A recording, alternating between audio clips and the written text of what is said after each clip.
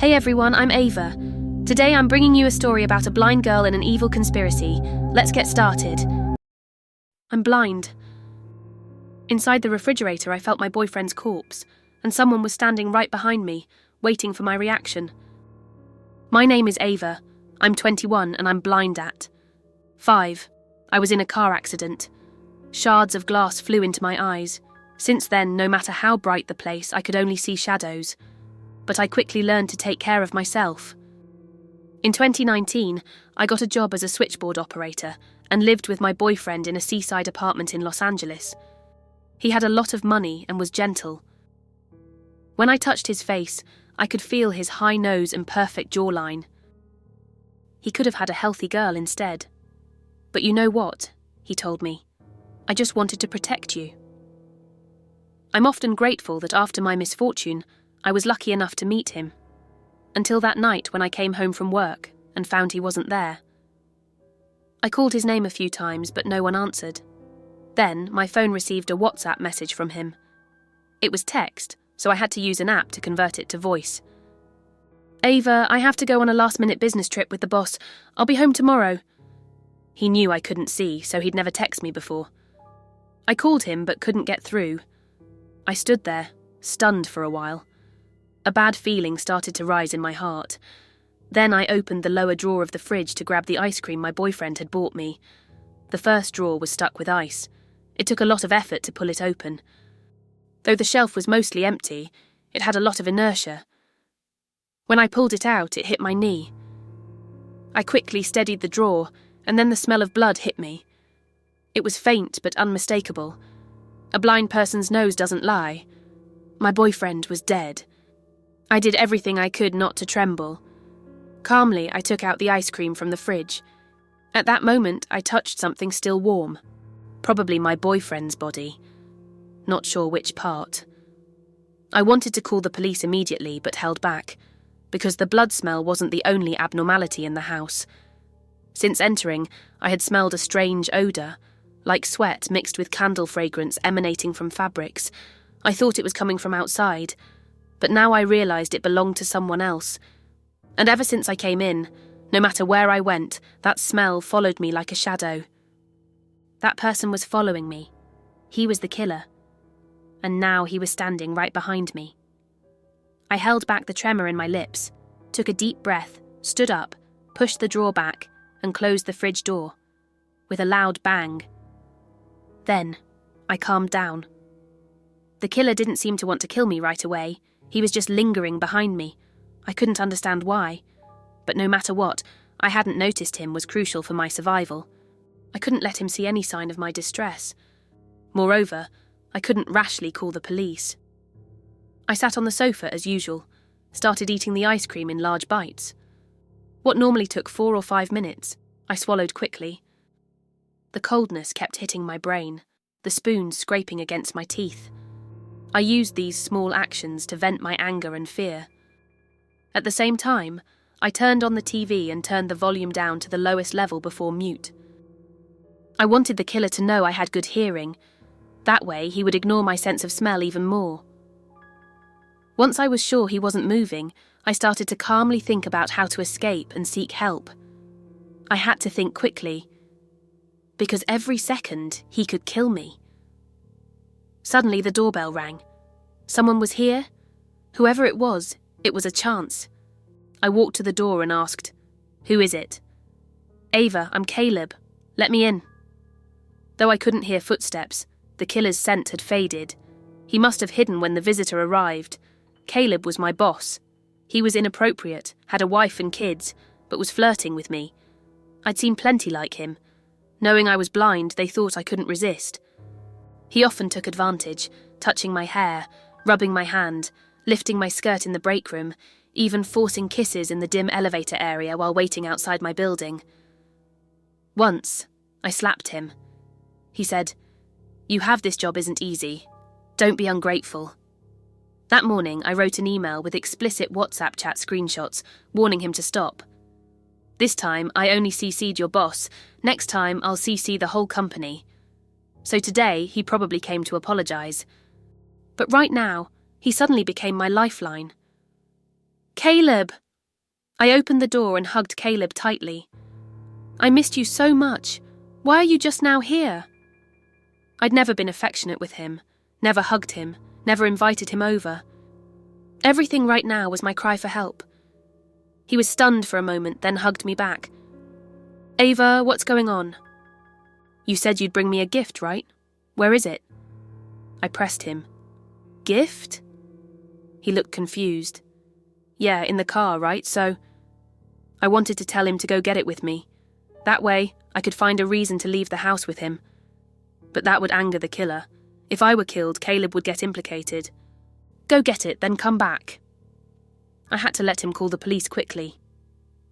Ava? He seemed like he wanted to ask more, but the more he talked, the more he'd slip up. Caleb! I interrupted him, gripping his hands and shaking them left and right. I want your gift. At the same time, I kept repeating 3 numbers in his palm. 911, 911, 911. I was sure the killer was still in the house but didn't know his exact location or how much he could see of me. So this was the only safe way to send a message. After saying that, I pushed him out and closed the door. Then, I sat back on the sofa, hoping he understood my meaning. But after a while, I suddenly realised the killer's scent hadn't appeared at all. Where was he? Was he no longer watching me? And the kitchen door was transparent. You could see everything at the entrance. Would the killer figure me out? The killer's scent appeared again. This time, I even heard the sound of socks scraping the floor. He wasn't behind me, but in front of me.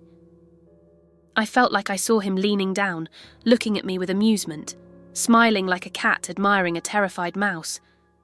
This time, I couldn't control my trembling. I started to regret. When the killer was far from me earlier, I shouldn't have relied on Caleb but should have called the police myself. But now the chance was gone. My mind began to race. The more I tried not to think about the killer killing, the more vivid the bloody scenes became in my mind. I saw my boyfriend's head in the fridge drawer, looking up at me.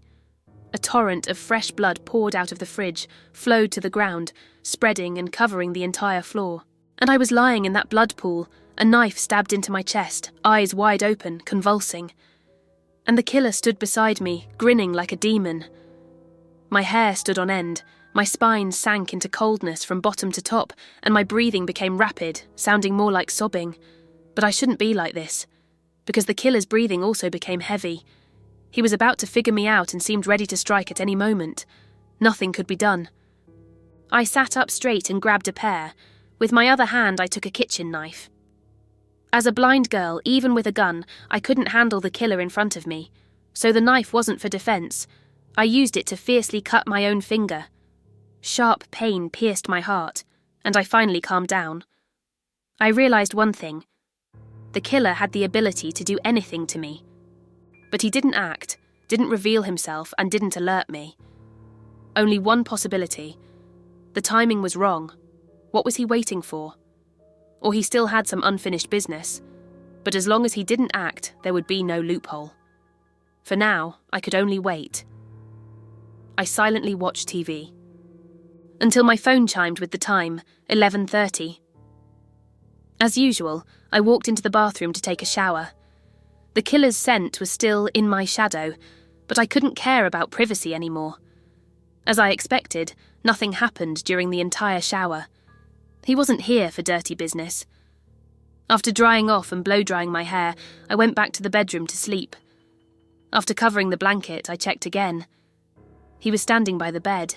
I pressed my phone and it showed 11:54. I sent a WhatsApp message to my boyfriend. "Good night, dear." No miracle, no response. He was indeed gone. I hugged the blanket, took a deep breath, relaxed my body, and closed my eyes. But my mind was unusually clear. After the fear faded, it was replaced by anger. Come on, killer. What exactly are you going to do? Haven't I been at your mercy for long enough? Come on. Master, time's up. Silence lasted for almost half an hour. Finally, the person by the bed spoke. I will now use her blood to complete the sacrifice to you. Deep and hoarse, like a beast. After saying that, he no longer hid his steps, turned around, walked to the door and shut it. I didn't dare hesitate and reached for my phone under the pillow. After losing my sight, I could use all phone functions without relying on voice prompts. I silently unlocked my phone, opened the messages, entered 911, emergency message, entered my home address, entered the reason. But suddenly, I noticed the killer's footsteps had vanished. Then, I heard him say, "Ava." He was at the door, calling me. But the next sentence already reached my ears. "You're not sleeping, are you?" I could even feel his cold breath. Actually, I had been waiting for this moment, because I could finally determine where his brain was. "Of course I'm not sleeping, you asshole." I rolled over, pulled out my phone, and smashed it into his face. He groaned. I raised my hand to hit him again, but he immediately grabbed my wrist. "A blind person?" he mocked.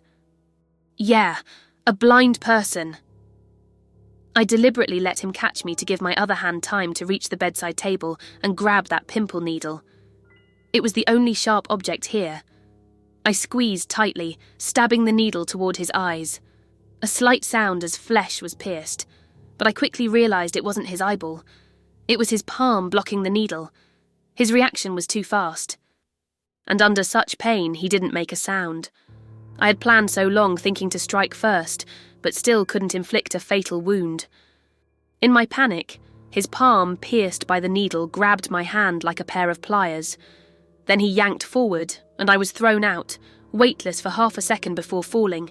I hit the bed edge hard, my side ribs crashing into the solid wooden corner. Bang! A crisp sound, accompanied by excruciating pain. I curled up on the ground, trembling in pain, unable to cry out. Then, I heard him come down from the bed, throw the pimple needle on the ground, and walk toward me step by step. "Ava, stop resisting." He stepped into me, bent down, grabbed my hair. "Being a sacrifice is your honor, but it's not over yet." I gritted my teeth, muttering, "Stop struggling," he said. But I said it again, to sound strong and to endure the pain. I said, "It's not over yet." Then, light appeared before my eyes. Using my phone's smart control, I turned on all the house lights. After half an hour of darkness, the sudden brightness was a shock even to my eyes. He, a healthy person, couldn't keep his eyes open in a short time. Sure enough, his hand pulling my hair loosened. And I quickly knocked that hand away, turned around and rushed out of the bedroom, slamming the bedroom door shut. Next, using both hands and feet, I tore off the doorknob. That's the method taught in movies. After tearing off the doorknob, from both inside and outside, it was hard to open the door easily. I heard the killer slam against the door but couldn't open it. I didn't stay any longer. Through the living room, knocking over cups, plates, tables and chairs. Then I ran out the house's main door. A second after the main door was slammed shut. With a loud bang, the bedroom door was kicked open by the killer. He roared angrily, staggering through the living room, kicking scattered debris away. I knew everything and heard it all clearly. Because I hadn't left the house but had hidden in the kitchen before he stormed out of the bedroom. The living room lights were bright, making healthy people think they could see everything. But the kitchen lights were off, and the glass sliding door acted like a mirror blocking his view. I hid in the farthest corner of the kitchen. He couldn't see me. This was my best escape route.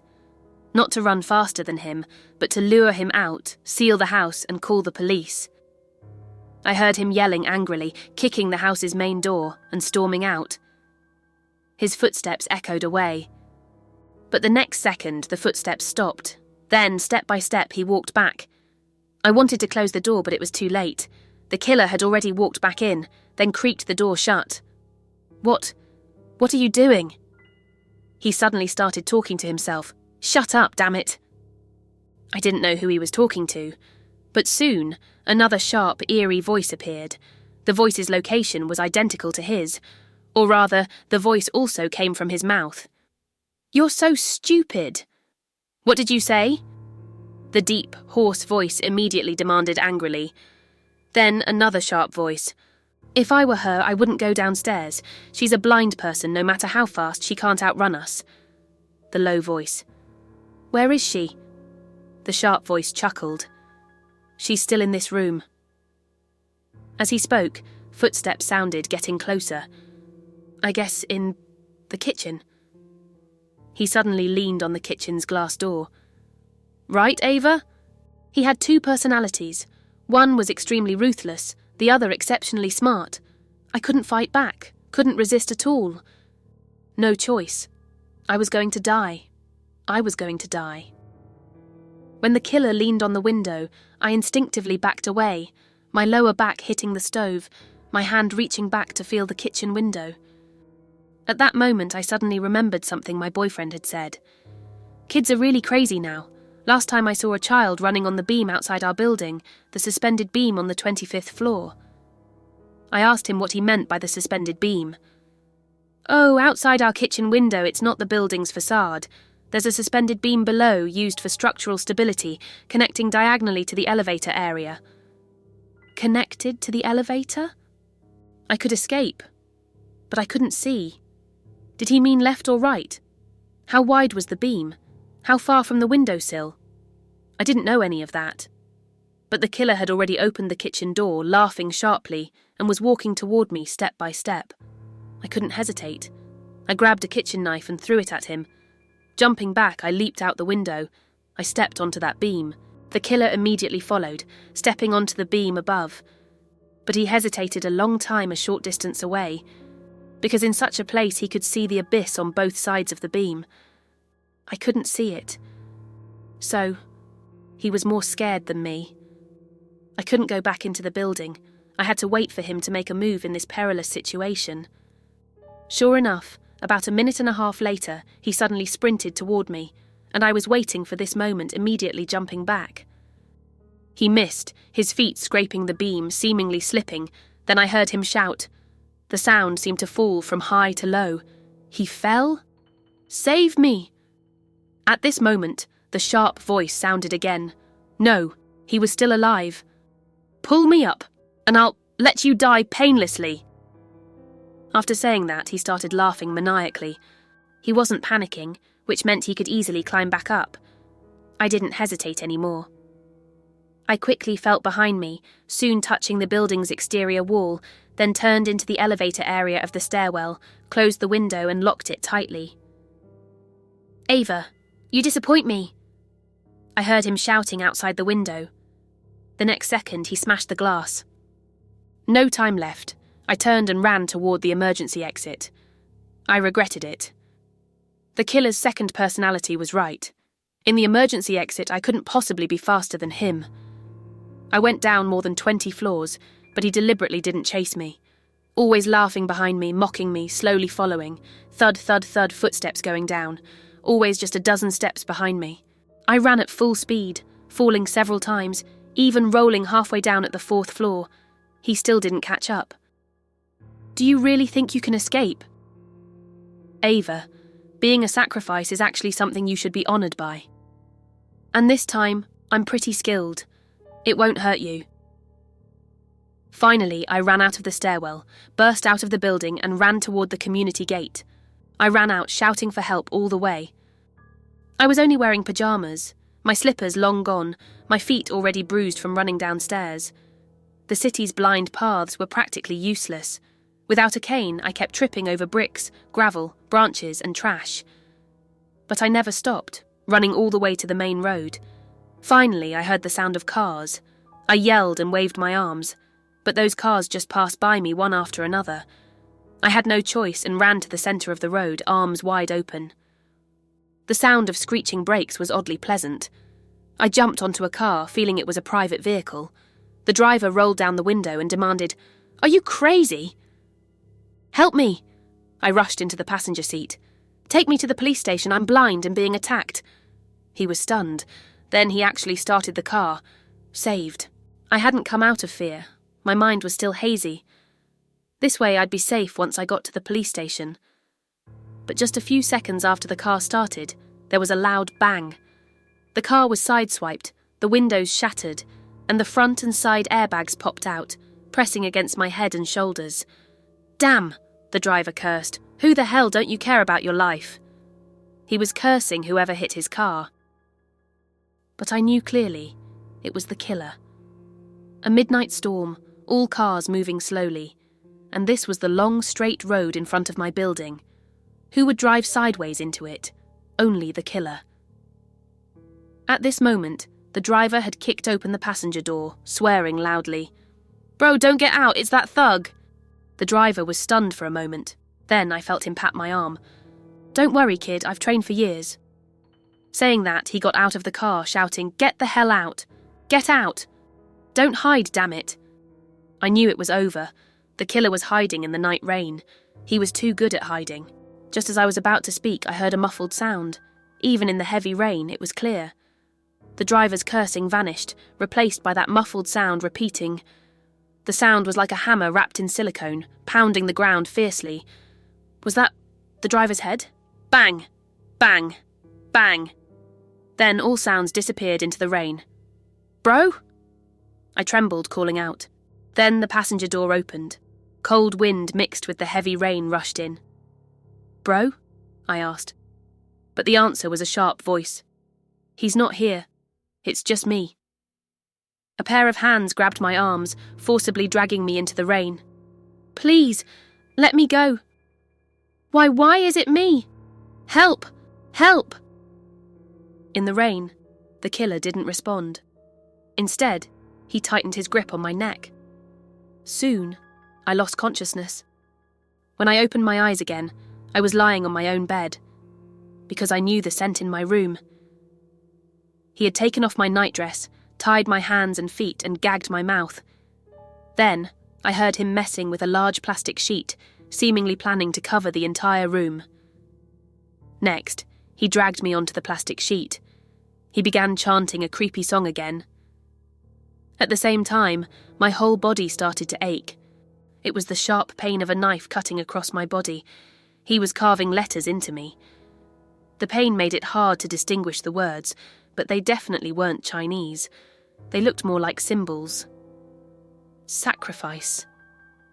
I remembered his earlier words. So, he was turning me into a sacrifice. After my body was covered in sharp pain, I felt the killer's scent reappear, hovering right above me. He knelt on me, smiling. "Ava, thank you for your cooperation. Now, I will pierce your heart.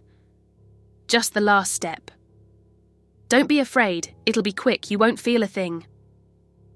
I was terrified. Shaking all over, my mind was a mess, filled with all my life's moments. Though they were all dark, there were still happy days. I still had happiness. I didn't want to die. I didn't want to die. I cried, sobbed, trying to beg, but couldn't utter half a word. But at that moment, the sound of knocking on the door rang out. The killer's body shook a bit. Soon the knocking sounded again, even heavier than before. "Police!" Outside the door, a female voice shouted, "If you don't open, we'll break in." My name is Lucy, a female detective. That day I was on duty alone at the precinct and received a report. Building C, room 2507, Green Tower, armed assault. To reach the scene as quickly as possible, I didn't wait for backup. After all, before getting sick, I always solved cases like this. When knocking on the door, I said, "We'll break in." The "we" was just a bluff. The door opened. A man over 6 feet tall stood before me. He looked fierce but sleepy. He rubbed his eyes. "What's up?" Strangely, despite his sturdy build, his voice was sharp. It gave off an eerie vibe. I showed my police badge. "We received a report that someone is committing a crime here. Please cooperate with us to search the premises." Saying that, I walked into the house. "Oh, come in then. I'm the only one here." After saying that, he stepped back. I walked into the house and immediately saw the living room covered in broken cups, plates. It was clearly a sign of a struggle. This man was most likely the killer. But just then, bang!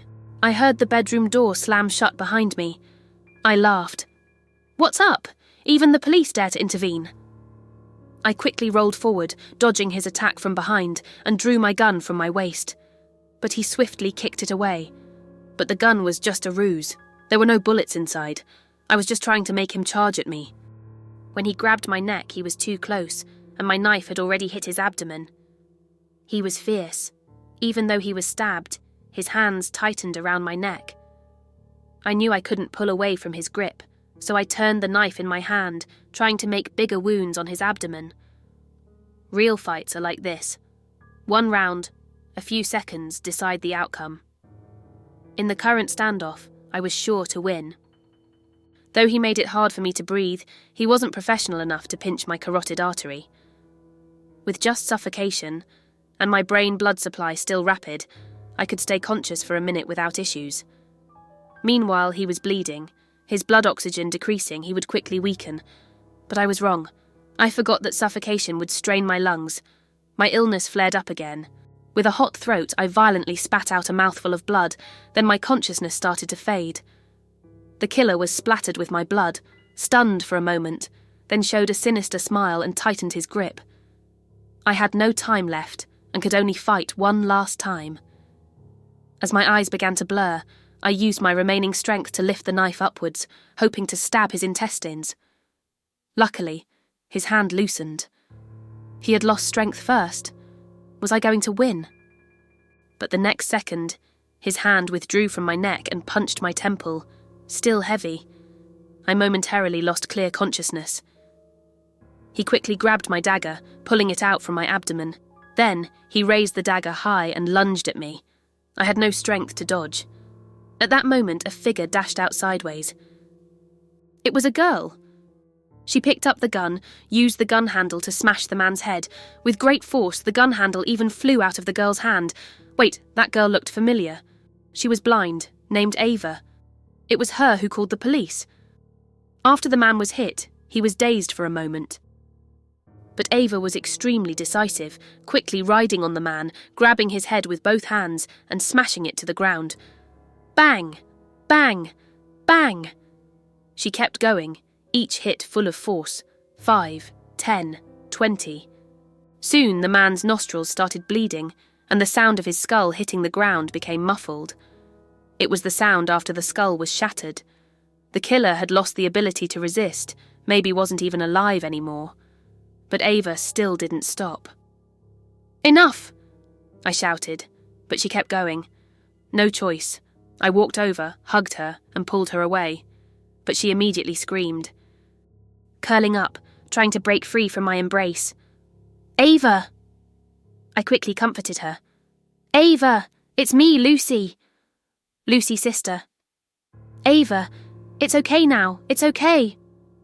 Her breath was still rapid, but she finally stopped screaming. "Lucy, sister?" she asked softly. Those beautiful eyes stared blankly at me. "Yes, Lucy, sister." I stroked her head, comforting her. Suddenly she started crying loudly. She cried fiercely.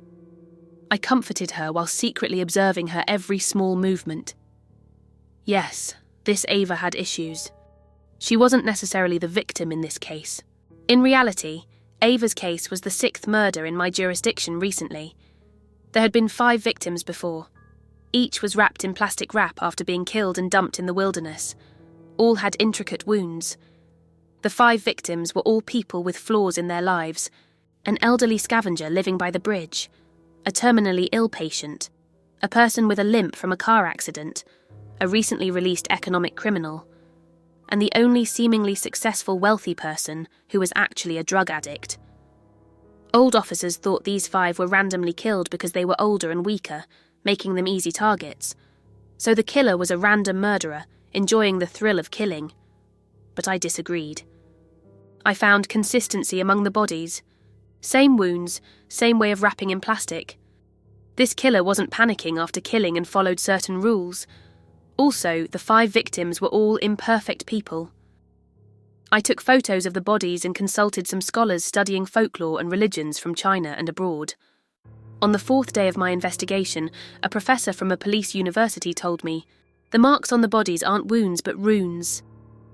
This killer uses a method from a niche Western religion. Sacrificing flawed people allows Satan to do a favor for you, anything you want. That's ridiculous, right? The professor laughed while smoking, then pointed out, "Wait, 5 aren't enough. He'll kill more."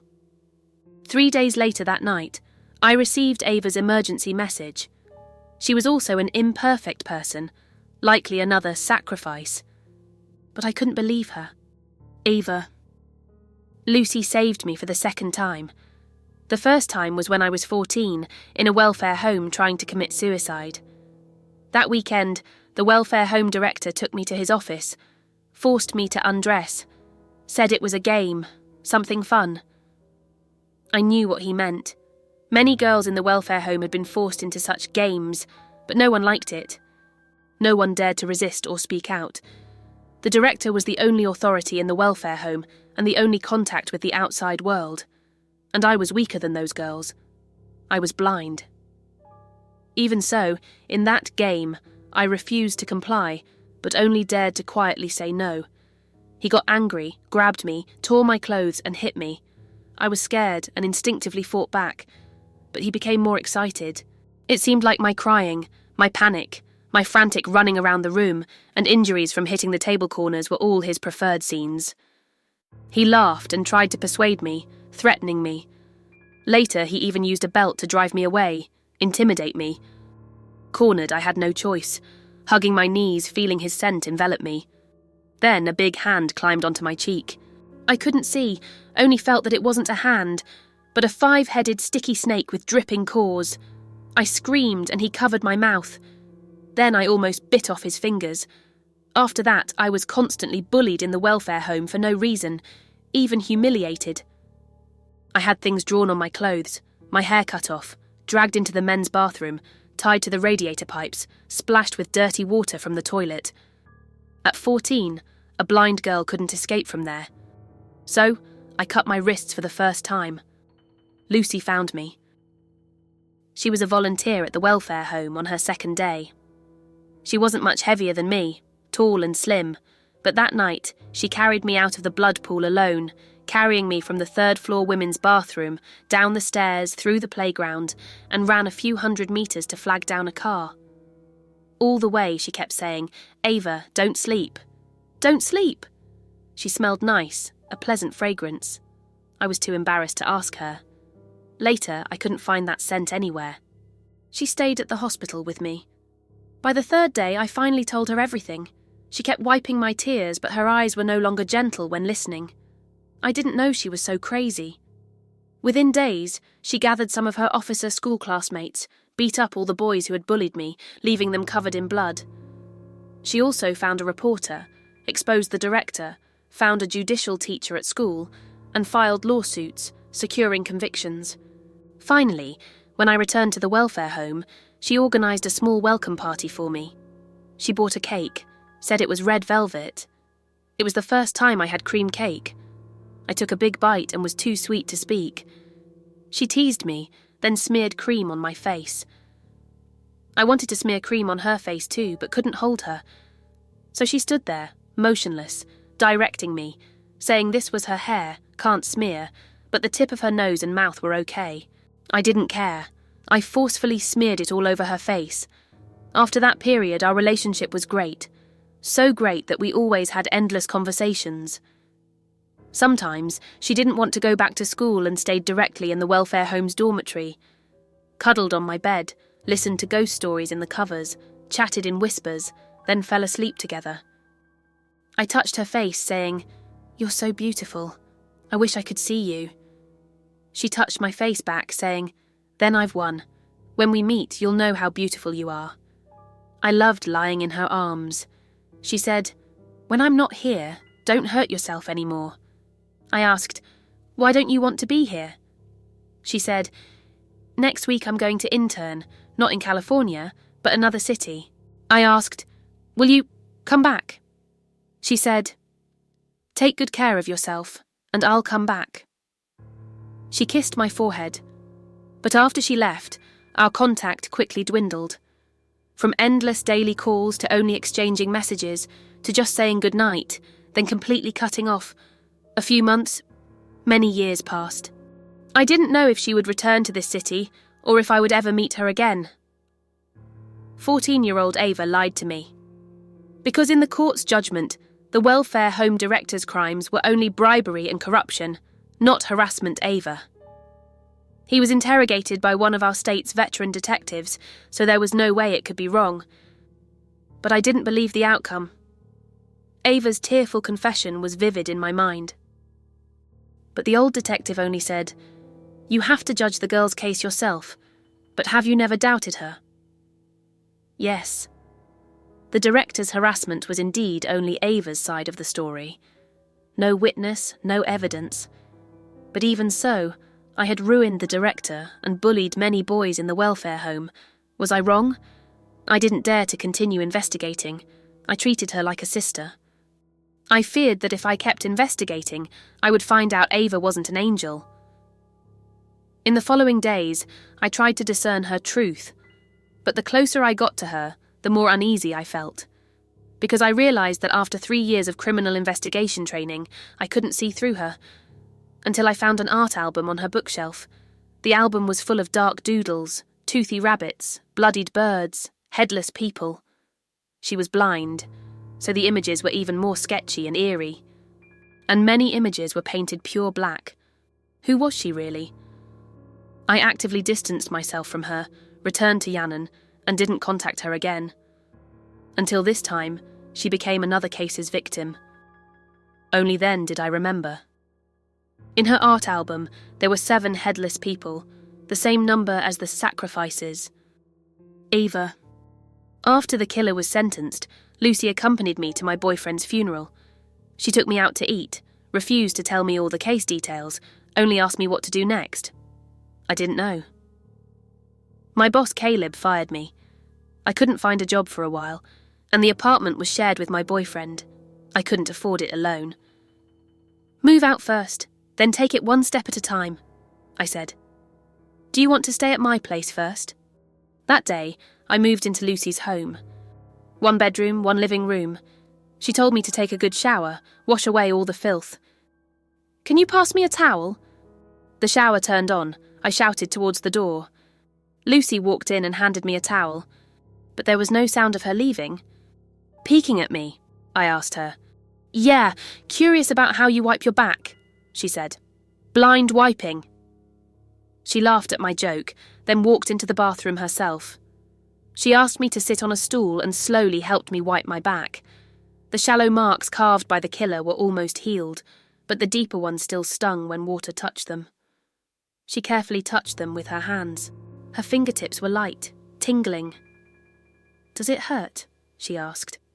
"Not much anymore," I said. The water temperature became more comfortable. We blew each other's hair dry, returned barefoot to the bed. She turned the AC to a very low temperature, pulled me into the covers.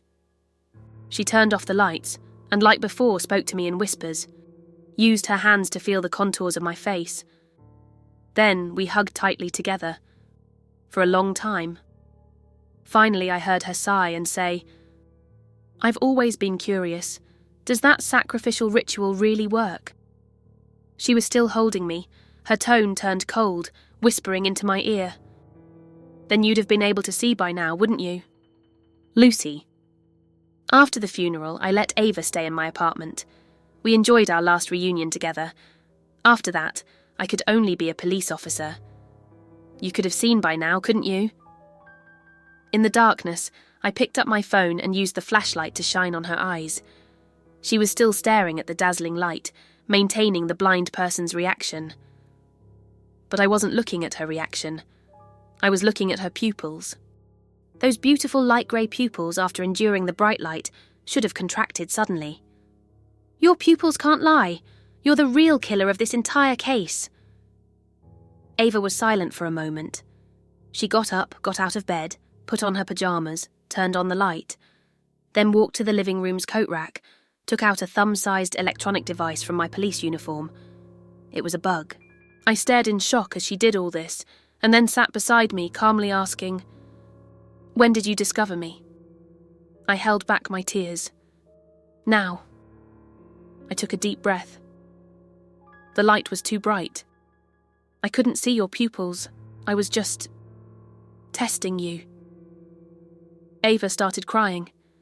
Her long eyelashes, her hair scattered when she looked down, made me feel so sorry, but I couldn't pity her anymore. I asked her, "How much of your confession is true? How much is false?" She said, "That person really wanted to kill me." "But that's exactly what you wanted, isn't it?" I fiercely questioned her. "You were using him to help you kill people." Ava. The runes carved on my body were just a facade.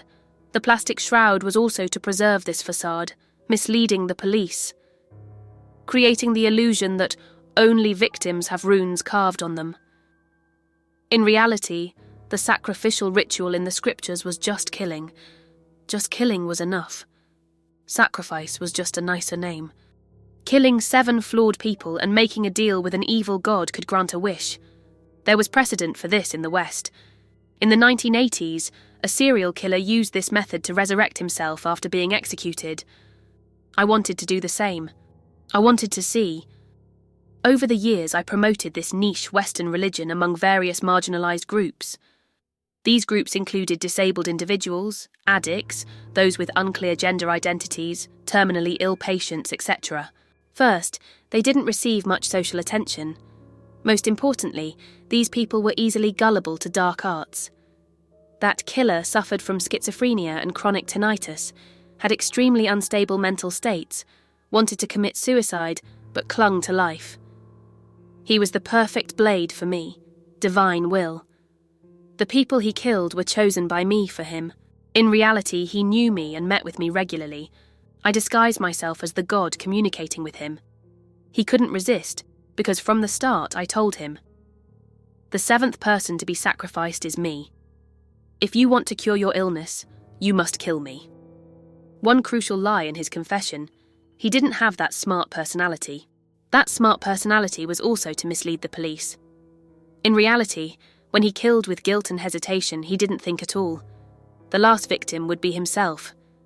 Not only that, I made a more meticulous plan. I pursued one of the first 6 victims to make him my boyfriend, and during the final duel, I called the police to have an officer as a witness. "But Lucy, sister, I never thought that person would be you." "Lucy, is this the whole truth?" "Ava, is this everything? Now you can be arrested." "Lucy, why? Why? "Ava, for a pair of eyes to see you." "Lucy, damn it." I slapped her. Then a severe pain shot through my chest. I coughed violently, feeling like I was about to spit out my heart and lungs. After a long time, I finally recovered. "Ava, do you know you killed 7 people? You're so terrifying, so evil. I used to always choose to believe you. But you've been lying to me from the start since the welfare home." "Ava, I wasn't lying to you at that time." "Lucy, weren't you? Did the director ever harass you? Tell me." "Ava." I stood there, stunned, feeling like a knife was twisting in my heart but couldn't speak. "Lucy, he made the other kids in the welfare home isolate you, so you framed him, didn't you?" I forced myself to ask such a cold-hearted question because the person in front of me wasn't that Ava. It was a demon who killed 7 innocent people. Don't show mercy, don't show mercy. "Ava." "No." I couldn't control my own cries. "No. Lucy, sister, it wasn't like that." "Lucy." "Then I'll ask you one last time. Did the director harass you?" "Ava." "Lucy, sister, stop asking, please." "Lucy." "Ava, I won't be fooled by you anymore." I walked toward the coat rack. In my police uniform, I took out the bug and turned it on again. "Come in." A few seconds later, the door opened. Several of my colleagues rushed in, pinning Ava to the ground. I didn't look into her eyes anymore. Those eyes had regained sight, making them even more heartbreaking than before. I feared I would show mercy. Ava confessed to her organised crime group's actions, instigating murders without hesitation. Half a month later, she was sentenced to death. I didn't look at her again. After that, something strange happened to me. After the killer died, I never coughed up blood again. After Ava's case was resolved, I finally had free time to go to the hospital and complete the overdue physical exams. The attending doctor held my pile of test reports, looking at them for a long time. I said, "Stop dragging it out. How much longer do I have?" He took a deep breath and said, "Miss Lucy, you can live for a long, long time." I asked, "What do you mean?" "I don't quite understand either, but based on the test results," he adjusted his glasses, "your stage IV cancer is cured." After hearing this news, I changed hospitals and did the tests again. The next day, the report was the same. The originally spread cancer cells had completely disappeared. What I received was a report of extreme health. Everyone was happy, family, friends, colleagues. Only I found it suspicious. So what if Ava did this? She wanted to save me. But a demon who killed 7 people, would she save someone? I should have thought of this. I met Ava when she was most vulnerable. I saved her. She was soft, gentle, believing every word I said, trusting me completely. She shouldn't have been a demon. That night, I went through the case files again and finally saw the loophole everyone had overlooked. 7 victims. The killer, boyfriend, elderly scavenger living by the bridge, terminally ill patient, limping person from a car accident, recently released economic criminal, and a successful businessman with a drug habit. 7 years ago, when Ava was 14, they were all extremely wealthy. They were business owners or rich second generation. Richness. In the case, it was an all-powerful term that connected almost everything. And what I instantly thought of was a judgment document. That welfare home director's judgment had a few words: bribery and corruption. Do you know these people? In prison, I visited the welfare home director, holding photos of the 7 victims. He looked at me in shock, couldn't speak. I interrogated him. "So these are the people, right? In the office, you didn't assault Ava, you just provided a place, right? The ones who assaulted Ava were these bastards. Isn't that right? I can't answer you. I'll be retaliated against..." He stammered. "Retaliated? These people are all dead." "Dead? Who? Who did it?" "Ava." Everything made sense. Ava had deceived me. It wasn't the director who assaulted her, but the director's clients. As for why she hid it, there were many reasons. Didn't want me to offend powerful people. Daredn't speak out about such unbearable memories. Or maybe her mind was already torn apart, so she had already been planning revenge. She seduced one of the rich second generation as a boyfriend, manipulated another emotionally unstable person to be the killer, then completed a massive case of using others to kill. And this massacre had benefits. Sacrificing 7 people to complete a wish, it was to extend my own life.